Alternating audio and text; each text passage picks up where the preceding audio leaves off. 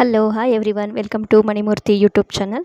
ಇವತ್ತಿನ ರೆಸಿಪಿನಲ್ಲಿ ಸಿಂಪಲ್ಲಾಗಿ ಅನ್ನಕ್ಕೆ, ಚಪಾತಿಗೆ, ದೋಸೆಗೆ ಎಲ್ಲದಕ್ಕೂ ಕೂಡ ಅಡ್ಜಸ್ಟ್ ಆಗುವಂಥ 2 in 1 ರೆಸಿಪಿ ಈರುಳ್ಳಿ ಮತ್ತು ಹುಣಸೆಹಣ್ಣು ಗೊಜ್ಜನ್ನು ಮಾಡ್ತಾಯಿದ್ದೀನಿ. ಇದಕ್ಕೆ ಬೇಕಾಗಿರೋ ಇಂಗ್ರೀಡಿಯೆಂಟು ಈರುಳ್ಳಿ, ಕರಿಬೇವು, ಹಾಗೆ ಒಣಮೆಣಸಿನ್ಕಾಯಿ, ಕಡಲೆಬೀಜ, ಉದ್ದಿನಬೇಳೆ, ಕಡಲೆಬೇಳೆ, ಹಾಗೆ ಬೆಳ್ಳುಳ್ಳಿ. ಇಷ್ಟು ಮಾತ್ರ. ಸಿಂಪಲ್ಲಾಗಿರ್ತಕ್ಕಂಥ ಒಂದು ರೆಸಿಪಿ. ಇದನ್ನು ಅನ್ನಕ್ಕೆ ಬೇಕಾದ್ರೂ ಉಪಯೋಗಿಸ್ಕೋಬೋದು, ಅಥವಾ ಚಪಾತಿ, ದೋಸೆ ಯಾವುದಕ್ಕಾದ್ರೂ ಕೂಡ ಇದೊಂದು ಗೊಜ್ಜಿದ್ರೆ ಫಟಾಫಟ್ ರೆಡಿಯಾಗೋಗ್ಬಿಡುತ್ತೆ ಅಂತಲೇ ಹೇಳ್ಬೋದು. ಸಿಂಪಲ್ಲಾಗಿದೆ ಅಷ್ಟೇ.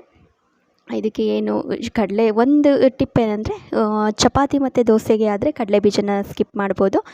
ಇಲ್ಲ ನಾವು ಅನ್ನಕ್ಕೆ ಚಿತ್ರಾನ್ನ ಥರ ಇದನ್ನು ಉಪಯೋಗಿಸ್ಕೊತೀವಿ ಗೊಜ್ಜನ್ನ ಅನ್ನೋದಾದರೆ ಕಡಲೆಬೀಜನ ಕರೆದ್ಬಿಟ್ಟು ಹಾಕೋಬೋದು. ನಾನು ಅನ್ನಕ್ಕೆ ಉಪಯೋಗಿಸ್ಕೊತಾ ಇರೋದ್ರಿಂದ ಕಡಲೆಬೀಜ ಹಾಕ್ತಾಯಿದ್ದೀನಿ. ನೀವು ಯಾರಾದರೂ ಸುಮ್ಮನೆ ಹಾಗೆ ಚಪಾತಿಗೆ ಮಾಡ್ಕೋಬೇಕು, ಇಲ್ಲ ದೋಸೆಗೆ ಮಾಡ್ಕೋಬೇಕು ಅಂದರೆ ಶೇಂಗಾ ಬೀಜನ ಸ್ಕಿಪ್ ಮಾಡ್ಬೋದು. ಈಗ ಬೆಳ್ಳುಳ್ಳಿ ಹಾಕ್ತಾಯಿದ್ದೀನಿ, ಹಾಗೆ ಅದಕ್ಕೆ ಉದ್ದಿನಬೇಳೆ ಮತ್ತು ಕಡಲೆಬೇಳೆನೂ ಕೂಡ ಆ್ಯಡ್ ಮಾಡಿದ್ದೀನಿ. ಒಣಮೆಣ್ಸಿನ್ಕಾಯಿ ಹಾಕ್ತಾಯಿದ್ದೀನಿ. ಇದಕ್ಕೆ ಹಸಿಮೆಣ್ಸಿನ್ಕಾಯಿ ಬೇಡ, ಒಣಮೆಣ್ಸಿನ್ಕಾಯಿನೇ ಹಾಕಿ. ಒಣಮೆಣ್ಸಿನ್ಕಾಯಿನೇ ಇದಕ್ಕೆ ಸಖತ್ತಾಗಿರೋ ಟೇಸ್ಟ್ ಕೊಡುತ್ತೆ. ಇದು ಒಣಮೆಣ್ಸಿನ್ಕಾಯಿ ಮತ್ತು ಬೆಳ್ಳುಳ್ಳಿ ಅದೆಲ್ಲ ಒಂದು ಸ್ವಲ್ಪ ಲೈಟಾಗಿ ಫ್ರೈ ಆದಮೇಲೆ ಕರಿಬೇವನ್ನ ಹಾಕಿ ಅದನ್ನು ಕೂಡ ಒಂದು ಸ್ವಲ್ಪ ಫ್ರೈ ಮಾಡಿಕೊಂಡು, ಅದಾದ ನಂತರ ಈರುಳ್ಳಿ ಹಾಕಿ. ಈರುಳ್ಳಿನೂ ಕೂಡ ಯಾವುದೇ ರೀತಿ ನೀರು ಹಾಕೋಂಗಿಲ್ಲ.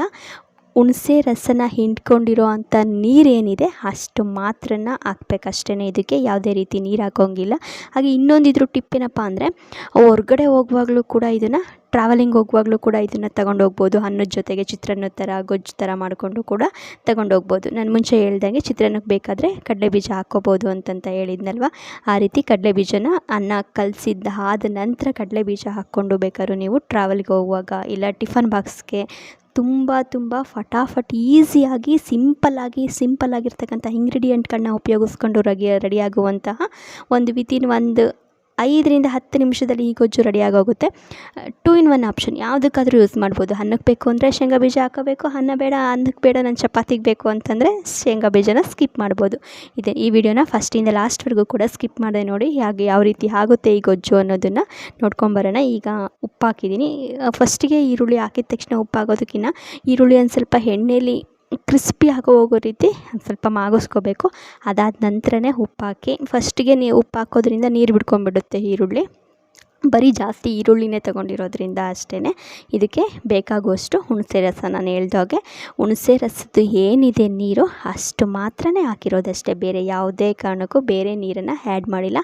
ಆ ಹುಣಸೆ ರಸದ ನೀರು ಕೂಡ ಡ್ರೈ ಆಗೋ ರೀತಿ ಕುದಿಸ್ಕೊತಾ ಇದ್ದೀನಿ. ಹುಣಸೆ ರಸದ ಏನು ನೀರಿರುತ್ತೆ ಅದು ಕೂಡ ಇದರಲ್ಲಿ ಡ್ರೈ ಆಗಬೇಕು. ಒಂದು ಸ್ವಲ್ಪ ಟೇಸ್ಟಿಗೋಸ್ಕರ ಸ್ವಲ್ಪ ಬೆಲ್ಲ, ನಿಮಗೆ ಇಷ್ಟ ಇಲ್ಲ ಅಂದರೆ ಬೆಲ್ಲನ ಸ್ಕಿಪ್ ಮಾಡ್ಬೋದು. ಬಟ್ ನಮ್ಮ ಮನೇಲಿ ಬೆಲ್ಲ ತುಂಬ ಇಷ್ಟ, ಹಾಗಾಗಿ ನನ್ನ ಎಲ್ಲ ರೆಸಿಪೀಸಿಗೂ ಕೂಡ ಬೆಲ್ಲ ಇದ್ದೇ ಇರುತ್ತೆ. ಇದಕ್ಕೆ ಒಂದು ಸ್ವಲ್ಪ ಅರಿಶಿನ ಪುಡಿ ಹಾಕಿ ಹುಣಸೆ ರಸದ ನೀರು ಇಂಗೋವರೆಗೂ ಕೂಡ ಅದನ್ನು ಹುಳಿನ ಫ್ರೈ ಮಾಡ್ಕೊತೀನಿ. ನೀರೆಲ್ಲ ಡ್ರೈ ಆದಮೇಲೆ, ನೀರು ಅಂದರೆ ಹುಣಸೆ ರಸನ ನಾವು ಗಟ್ಟಿಗೆ ತೊಗೊಂಡ್ರೆ ನೀರು ಜಾಸ್ತಿ ಬರೋದಿಲ್ಲ.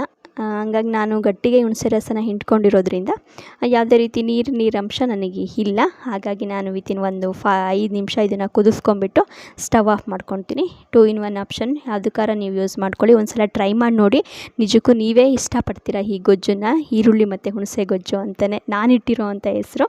ತುಂಬ ಟೇಸ್ಟಿಯಾಗಿರುತ್ತೆ. ನೀವು ಕೂಡ ಟ್ರೈ ಮಾಡಿ ನೋಡಿ ಒಂದು ಸಲ. ಹಾಗೆ ನನ್ನ ಚಾನಲ್ಗೆ ಸಬ್ಸ್ಕ್ರೈಬ್ ಆಗಿ, ಈ ವಿಡಿಯೋಗೆ ಒಂದು ಲೈಕ್ ಮಾಡಿ, ಕಮೆಂಟ್ ಮಾಡಿ. ಥ್ಯಾಂಕ್ ಯು ಸೋ ಮಚ್ ಈ ವಿಡಿಯೋ ನೋಡಿದ್ದಕ್ಕೋಸ್ಕರ.